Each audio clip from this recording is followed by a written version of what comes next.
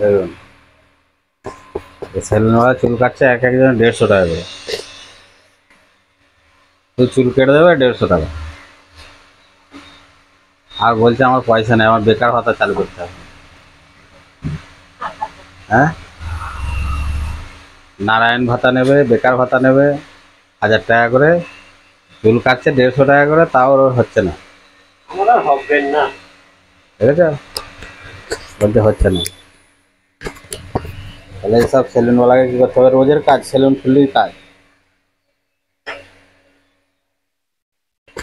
150 টাকা করে চুল কাটছে, তাও হচ্ছে না। দাড়ি কাটলে আবার 200 টাকা নিয়ে দিচ্ছে,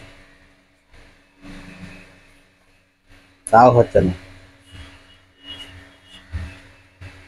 এটা মনে কখন হবে? হ্যাঁ, কথা বল না। হ্যাঁ, এটা মনে কখন হবে? 10 টাকা দাড়ি কাটা, 200 টাকা দেখো চুল কাটা, শুধু মেশিনে করে কেটে দিচ্ছে, তাও কাঁচি আর ধরে না। খুব সুখী লোক হয়ে গেছে, কাঁচি ধরলি কষ্ট হয়। বাবু সরায় সরায় সরায় সরায়।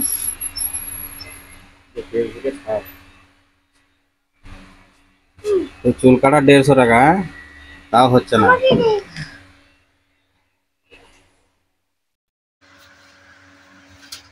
চুল কাটা 150 টাকা করে নিচ্ছে। হ্যাঁ বল। আমি কালা। বল বল।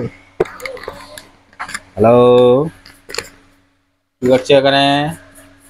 হ্যাঁ, দেখছো গো,